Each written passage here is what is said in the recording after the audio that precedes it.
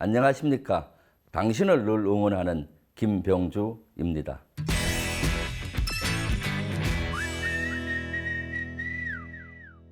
여러분, 손자병법 하면 어떤 문구가 떠오릅니까? 대다수 분들은 지피지기면은 백전백승이라는 고 답하는 분이 많습니다. 하지만 손자병법에서는 지피지기면은 백전백승이 아니라 백전불태로 되어 있습니다. 즉, 적을 알고 나를 알면은 100번 싸워도 위태롭지 않다라고 되어 있습니다.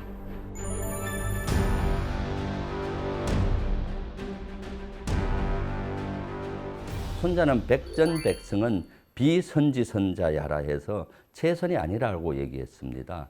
왜냐하면은 싸워서 이기더라도 피해가 많이 생기잖아요. 그러면은 국력이 약화돼서 결국은 제3국의 침을 받을 수 있어서 위기를 빠질 수가 있죠. 그래서 손자는 위태롭지 않는 것을 대단히 좋게 봤습니다. 싸워서 이기더라도 위태롭지 않는 상태를 유지하는 거죠. 손자병법이 태동됐던 시기가 춘추전국 시대입니다. 춘추 시대는 140여 제국이 있었고 전국 시대는 7개 제국이 있었죠. 서로 경쟁하던 시대였습니다. 그래서 인접 제국하고 전쟁을 했는데 피해가 많이 클 경우는 어떻습니까?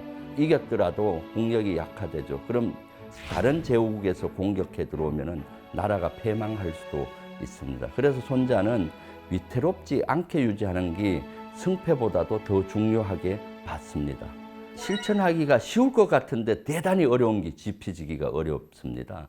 적응 고사하고 자기 자신을 아는 것도 대단히 어렵습니다. 그래서 소크라테스는 너 자신을 알라라고 했죠. 그리고 인문학에서의 가장 큰 물음은 나는 누구인가? 후에마입니다. 왜 나를 알고 적을 아는 게 어려울까요? 이것은 인지심리학에서 그 해답을 찾을 수가 있습니다. 인지심리학에서는 사람의 뇌의 메커니즘이 친숙한 거에 대해서는 안다고 착각하는 경향이 있다고 얘기합니다. 나 스스로나 내 조직은 더 친숙하기 때문에 스스로 안다라고 생각을 해서 자기 진단이나 부대나 조직 평가를 게을리하는 경우가 많습니다. 상대나 적도 마찬가지 수시로 상대나 적에 대한 뉴스를 접하잖아요.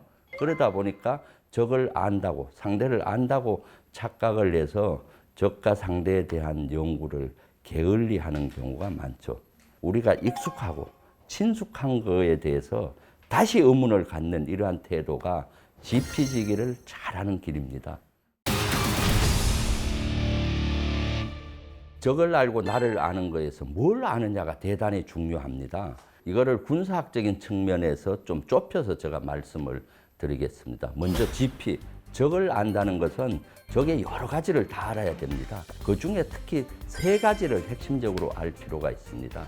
적의 의도와 능력과 태세입니다.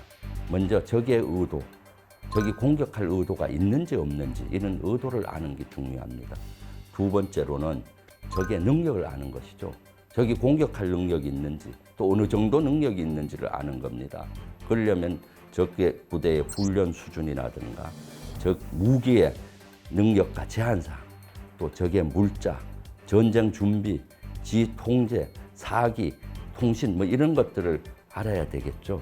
세 번째로 적의 힘을 어느 정도로 발휘할 수 있는 태세와 준비가 되어 있는지를 아는 게 중요합니다. 이 세 가지를 알기 위해서는 어떻게 해야 되겠습니까? 끊임없이 적에 대한 정보를 수집해야죠. 그리고 그거를 판단을 해서 분석을 해야 됩니다. 손자는 적에 대한 정보를 수집하기 위한 예산을 아껴서는 안 된다라고 얘기를 하고 있습니다. 적에 대한 정보가 대단히 중요하기 때문이죠. 지피지기에서 지기, 나를 아는 것은 사실 적을 아는 것과 유사합니다. 어렵죠. 나를 아는 거에 답은 현장에 있습니다. 현장으로 나가서 내 조직, 내 부대를 진단해야 됩니다. 다른 각도, 늘 새로운 각도로 진단을 해야 되는 것이죠. 그걸 기초로 우리 부대의 능력, 나의 조직의 능력을 키우고 태세를 잘 갖춰야 되는 것이죠.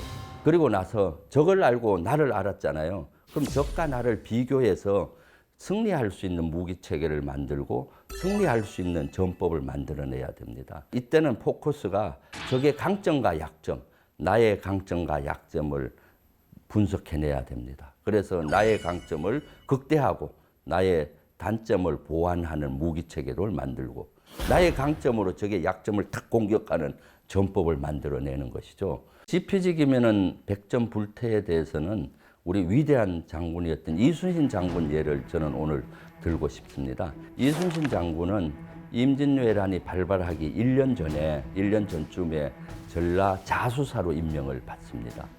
지금으로 얘기하면 함대사령관이죠. 이순신 장군이 전라 자수사로 부임을 해서 첫 번째 한 게 지피지기입니다. 적을 알고 나를 아는 거였죠. 전라 자수형을 먼저 진단을 합니다. 다니면서. 그리고 그 당시 적이었던 일본 수군을 분석을 하죠. 그래서 결론은 일본은 침략할 의도가 있고 능력과 태세를 갖추고 있다는 걸 알아냅니다. 그 당시 조선의 선조나 대신들은 어떠했습니까? 일본이 쳐들어온다, 안 쳐들어온다가 주고 탁상 공론만 했잖아요. 실질적인 전쟁 준비는 하지 못하고. 하지만 이순신 장군은 그것을 간파해내고 최소한 전라 자수형만이라도 전쟁 준비를 해야 되겠다 해서 능력과 태세를 갖추기 위해 노력을 하죠. 그래서 판옥선, 그 당시 주축 함선이 판옥선이었습니다.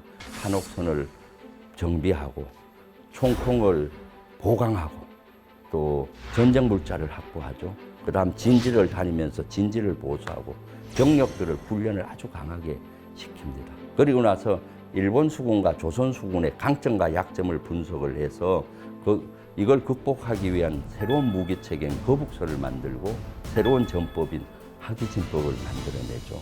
일본 수군의 장점은 근접전이잖아요. 그리고 조선 수군의 장점은 하포를 이용한 원거리 사격이었습니다. 이 두 가지를 잘 할 수 있도록 만든 거죠. 판옥선 위에다가 지붕을 씌우고 철침과 창과 칼을 꼽죠. 그러면 일본 수군들은 근접전을 하기 위해서 거북선 위로 못 올라올 거 아닙니까? 그리고 거북선은 사방향에 현자총이나 지자총 등 하포를 설치해서 어느 방향으로라도 포를 쏠 수 있도록 만들었죠. 이런 새로운 무기 체계를 가서 1년 만에 만들었다는 거 대단하지 않아요? 그것도 전력화된 게 임난이 발발하기 하루 전에 전력화돼서 지자총과 현자총 실험을 성공을 합니다. 참 이런 걸 보면 이순신 장군은 전쟁의 신 같아요, 사실은. 대단한 것이죠. 그리고 일본 수군과 싸우는데 맞춤형 전법을 만들어냅니다. 일본 수군은 근접전인데 원거리에서 전투를 하기 위한 하기진법을 만들죠. 원거리 하력전을 하기 위한 대형입니다. 일본 수군들이 이렇게 오잖아요. 오면은 하기 날개를 탁 펴듯이 이렇게 반형으로 이렇게 펴고 순간적으로 대량 집중 사격을 일본 함대에 사격을 합니다. 그럼 일본 함대에서는 하프나 이런 것들이 조선 수군만큼 발전 안 돼 있으니까 속수무책으로 당하게 되는 거죠. 그리고 그 무력화되고 지체계가 무너지면은 거북선을 확 돌파시켜서 대형을 더 허투루시키고 곤란시키고 그러면 나머지 판옥선이 좀 더 근접해서 완전히 괴멸시키는 이것이 하기진법이었죠. 이 하기진법을 적용해서 한산도 대첩에서 적용하는데 대성을 거두죠.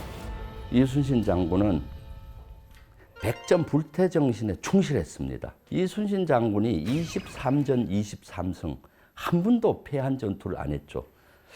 참 대단합니다. 근데 더 대단한 게 있습니다. 뭔가 하면은 매 전투마다 나의 피해, 조선 수군의 피해는 최소로 하면서 적의 피해는 최대로 하는 전투를 했다는 겁니다.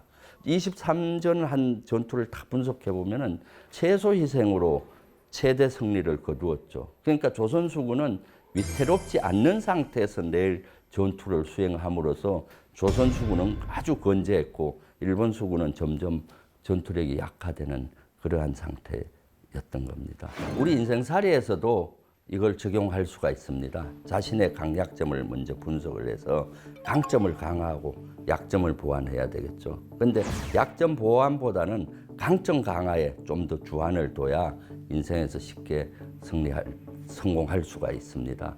영어에 좋은 문장이 있는데 Built on your strength라는 말이 있습니다.